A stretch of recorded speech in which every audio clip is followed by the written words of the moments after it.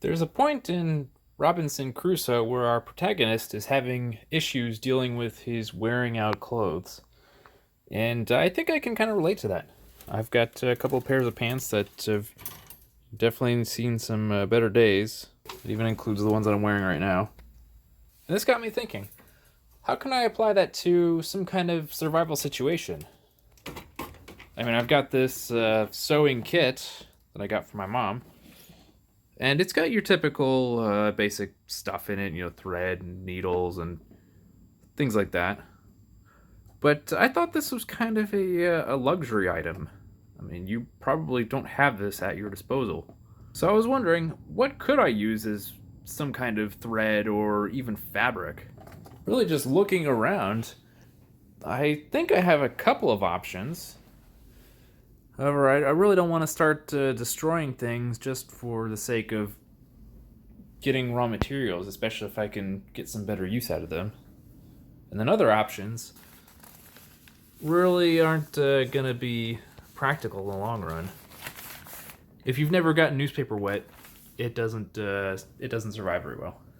However, I did start thinking about that one particular material we covered in a previous video.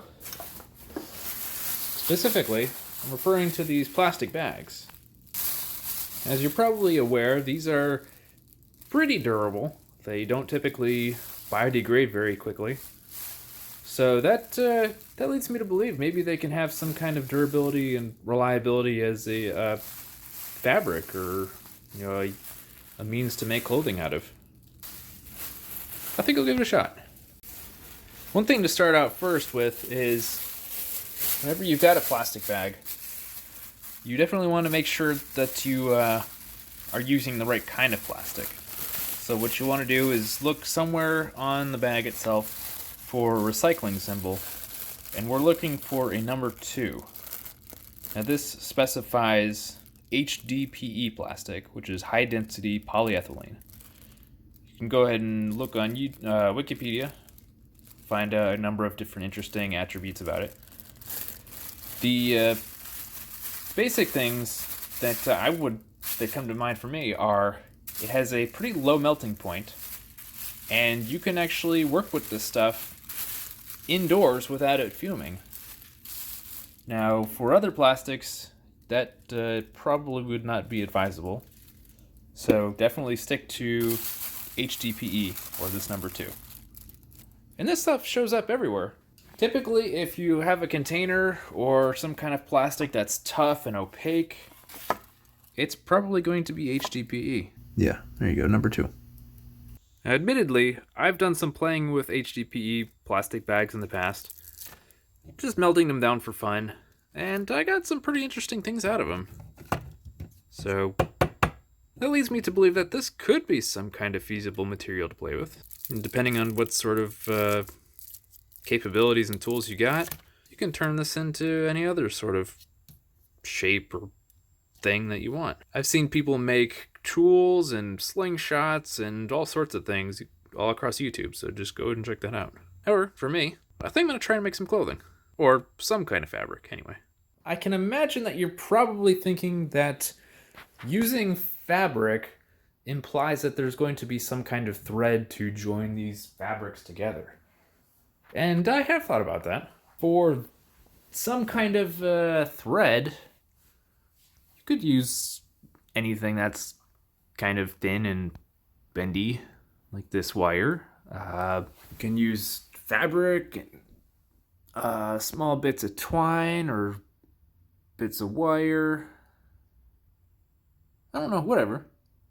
However, in this case, I'm going to try to take a different approach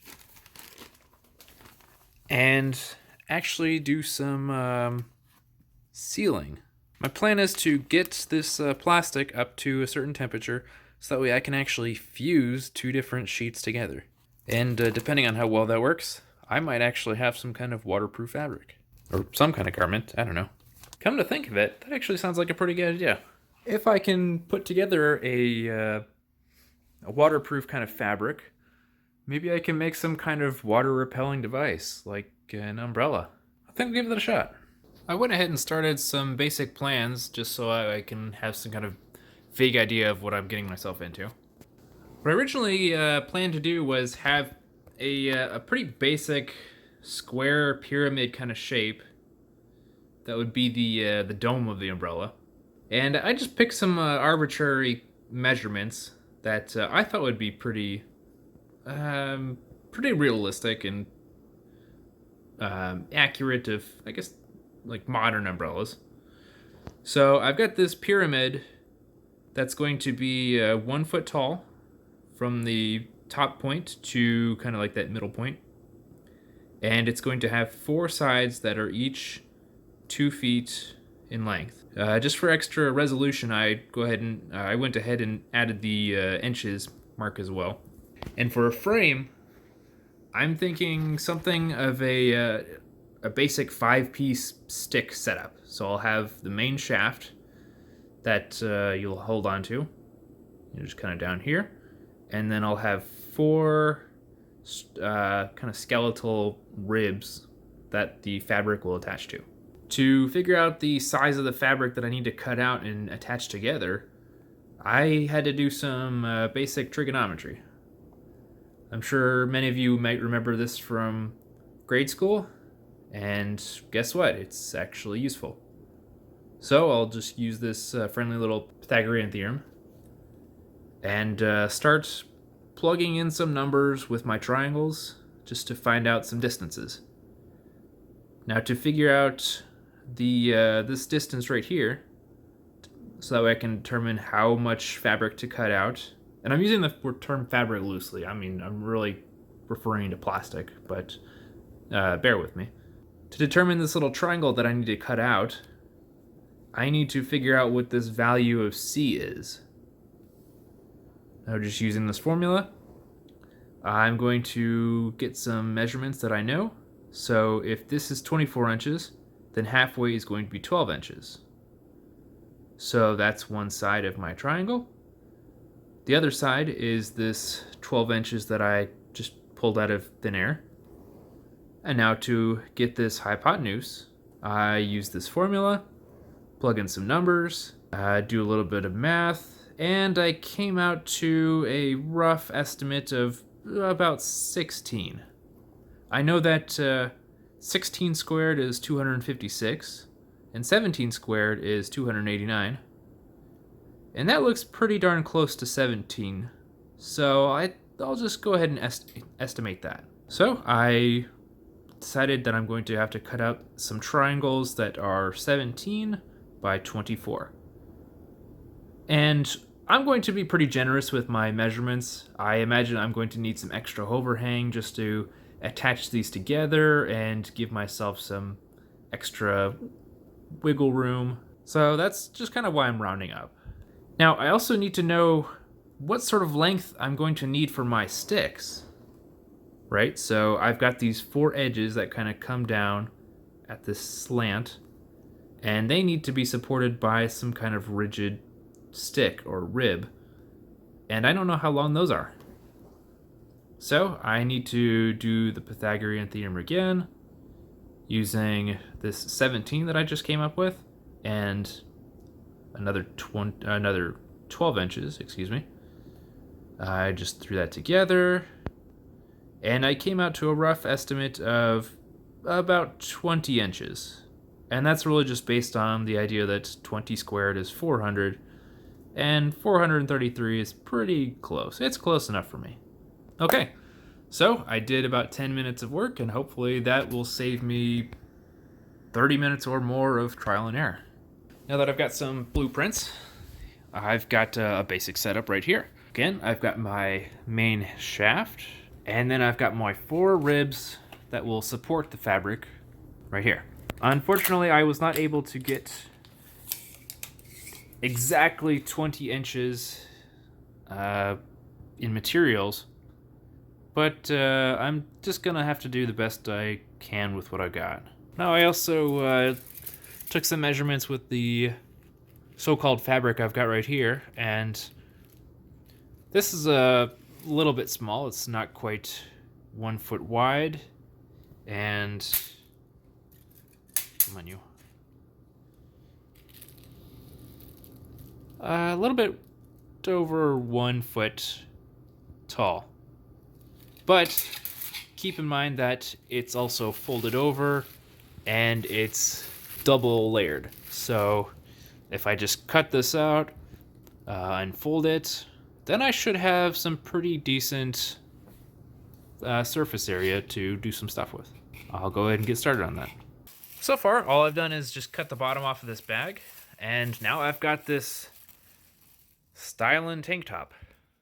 What I think I'm going to do now is cut it on either one of the sides, and then I'll have this larger sheet that I can unfurl, and then I can start placing and shaping. I had in mind to cut off these loops just to make a pretty regular, shapely rectangle of fabric. However, I'm going to keep them on just in case I might be able to come up with some sort of like clever way to use these loops in order to attach them to the skeleton of the umbrella. If I don't end up needing them, I could just cut them off later. I finished cutting this one out, and as you can see, we've got a pretty decently sized piece of material here. Just get in my tape measure. Yeah, it looks like we've got almost 3 feet this way by 1 foot this way. Unfortunately, it looks like with this cutout, I'm not going to be able to get my original 17 by 24 rectangle to turn that into a triangle. I tried thinking about other ways that I could have cut this to fit in that kind of triangle. For instance, I could take another bag and cut it so that way it folds kind of like this way. However, I've got these creases that kind of complicate things, and that also implies that I'm going to have to destroy these loops, simply just to cut them and unfold them. As an alternative, I think I'm just going to have to shrink down the height of my pyramid to accommodate whatever sort of height that I've got. I don't think that's going to end up being too big of a deal. It just means that I won't have all this room underneath my plastic to put my head. I'm okay with that. All right then. I've got my 4 panels cut out. I'll go ahead and put some triangles in these. And at some point, I'll be using these bottoms that I cut off as pieces of lashing that I can start putting these pieces of frame together. I went ahead and started on the frame since that's going to ultimately determine the shape of the triangles that I'm going to need to cut out of these. I tried using the little scraps that I picked out, and not only were they too short, I found out that they were pretty brittle and they tear pretty easily. Instead, I took another bag, I cut the bottom off and turned it into a loop. And now I'm going around the outside of this loop in the same sort of spiral fashion that I did with that can a few weeks ago. And I'm just producing a strip of plastic that I can hopefully twist and strengthen up into some kind of rope or something. I'll then use this rope to lash together these sticks, and once these are all put together, I will then start putting my fabric on top of it. This ribbon seems to be doing pretty well. I started binding all these together, and it seems like it's holding pretty well. I'll let you know how things go in a bit. Now this little junction right here was a little bit tricky, so I think I'm just gonna walk you through what I did here. Well, first off, these smaller arms, I really just took one stick, tied a little ribbon of plastic to one end, looped it over a couple inches, I don't know, I wasn't really measuring, and then tied it to another stick on the opposite side. And I did these for both of these. You can see, get this out of the way. You can see 2 pairs of sticks that are tied to on another stick. Now for this main shaft handle kind of thing, I was wondering how I could go about tying all 4 of these together to this top post.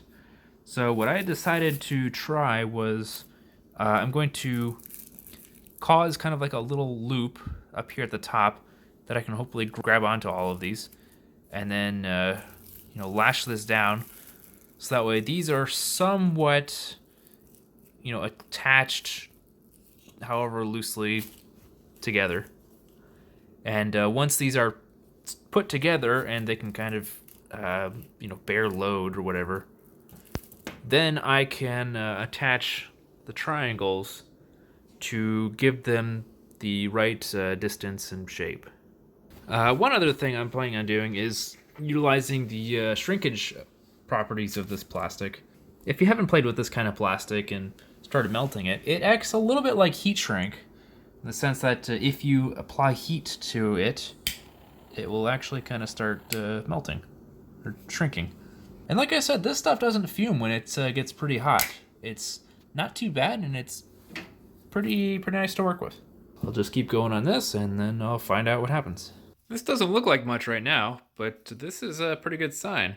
From what I'm seeing right here, this handle is able to bear the load of the ribs that will eventually become the dome of the umbrella. And of course, this isn't really any sort of dome shape, but that's what the fabric is for. I'm going to cut off these fabric pieces now, attach them into a pyramid, and attach the pyramid to the ribs. At that point, hopefully these ribs will assume the shape that I want them to. And then I will have an umbrella. I've got the skeleton on the ground now. I'm going to double check my measurements for my triangle pieces of fabric. And if I am going for a 2 foot wide base, let's see. I don't have enough hands for this. Let's try this. 2 foot. If I am still going for that 2 foot wide base, then it looks like my height is going to be just over 12 inches. Again, it's not that 17 inches that I was planning.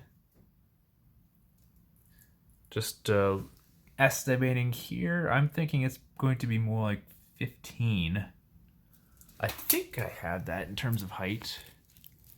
Maybe not. Well, I'll try to make the biggest that I can. And maybe this thing is going to end up being shorter and squattier, but still umbrella-ish nonetheless. All right, let's start cutting. I finished cutting out the triangle-ish shapes that I'm planning on using. You can see under here I've got my 4 corners of my supports for the dome of the umbrella. I've got my 4 panels, and here you got one that's kind of pushed out to the side so you can kind of see the general shape of it. It's not very triangle-ish, but I did that on purpose just so I can have a whole lot of overhang for attaching the panels to each other. When I cut these out, I ended up with all these little pieces of triangles, and it seems like what I'm planning on doing for attaching the panels to each other might actually work. I took 2 of these little triangles and I did a bit of a test weld, and yes, plastic welding is a real thing. And it seems like they seem to attach pretty well. I really just went across 2 edges, kind of melted them together, and for the most part, it seems like it's a pretty good seam. I didn't go through it completely, but I think this is a pretty good indication of what's going to happen. As you can see, I didn't use a whole lot of material in creating this edge. However, I think I'm going to have a whole lot more flexibility over here, since, I don't know, I've got how much margin of error to weld with before I actually get kind of that general triangle shape. And then these loops on the outside, I'm planning on using for running the ribs through. Either that, or I'll just cut some more ribbon, and then I'll just lash them to the fabric. Okay, I'll get on that now. It's not much, but here's what I ended up with. I got the ribs attached to the fabric of the main dome. Unfortunately, I have not worked out any sort of way of keeping the dome spread out and therefore, useful for covering anything. I thought I had some kind of plan for that, but I didn't really think it all the way through. And now I'm realizing it's not going to work. I think maybe if I had some extra sticks, I could attach these to all the corners and I would have kind of like this rigid kind of pyramid thing that I think would end up staying open. I don't know if the plastic could really end up bearing all that weight, but maybe that's an idea for another time.